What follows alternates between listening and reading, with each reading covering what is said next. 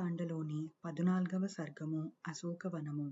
మహాపరాక్రమవంతుడు తేజోశాలి అయిన శ్రీ సీతారామదాసుడు సీతాదేవిని స్మరించి అశోకవనానికి వెళ్ళెను.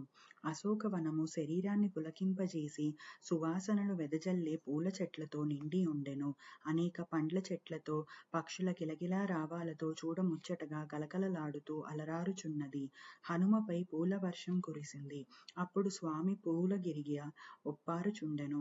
మనోహర వాతావరణంతో, మణిమయమైన సోపానములతో, దిగుడు బావులతో, వెండి బంగారు రేకులందు మనులు పొదగబడిన నేలతో అశోకవనము శోభిల్లుచుండెను. ఆ వనమునందు పవనసుతుడు ఆడుతూ పాడుతూ గెంతుతూ తిరుగాడసాగెను. అంతలో హనుమ మేఘాలను తాకుచున్న పర్వతమును, అందు పెక్కు గృహములను చూసెను. ఆ పర్వతము వివిధ వృక్షములతో శోభిల్లుచు రమ్యాతి రమ్యముగా నుండెను. అచ్చట ఒక సెలయేరును, దాని ప్రక్క అనేక పక్షుల సమూహాలతో తామర కొలనును హనుమ జూచెను. అచ్చట అనేకములైన పూల ఫలాల చెట్లు, విశ్రాంతి కొరకు బంగారు తిన్నెలు ఉన్నాయి. అచ్చటి మధుర ఫలాలు, మందమారుతాలు అతన్ని ఆకర్షించాయి. ఇక్కడ కాసేపు విశ్రాంతి తీసుకుని మధుర ఫలాలను రుచి చూస్తాను అని హనుమ అనుకున్నాడు.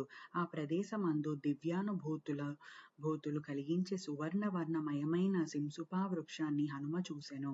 ఆ చెట్టు అనేక తీగలతో అల్లబడి పుష్పములతో విరబూసి మనోహరముగా నున్నవి. ఆ చెట్టుపై హనుమ ఎక్కెను.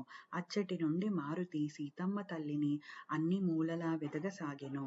రాజశ్రేష్ఠుడైన శ్రీరామచంద్రుని ఇల్లాలు జనకసుతయే మహాపతివ్రత అయిన సీతాసాధ్వి మంగళప్రదముగానున్న ఈ అశోకవనమందు తప్పగా ఉండగలదని విశ్వసించెను. రాజశ్రేష్ఠుడైన శ్రీరామచంద్రుని ఇల్లాలు జనకసుతయో మహాపతివ్రత అయిన సీతాసాధ్వి మంగళప్రదముగానున్న ఈ అశోకవనమందు తప్పగా ఉండగలదని విశ్వసించెను. శ్రీరామచంద్ర చరణౌ మనసా స్మరామి, శ్రీరామచంద్ర చరణౌ వచసా గృణామి, శ్రీరామచంద్ర చరణౌ శిరసా నమామి, శ్రీరామచంద్ర చరణౌ శరణం ప్రపద్యే. శ్రీరామచంద్ర చరణౌ మనసా స్మరామి, శ్రీరామచంద్ర చరణౌ వచసా గృణామి, శ్రీరామచంద్ర చరణౌ శిరసా నమామి, శ్రీరామచంద్ర చరణౌ శరణం ప్రపద్యే. 14వ సర్గము సమాప్తము.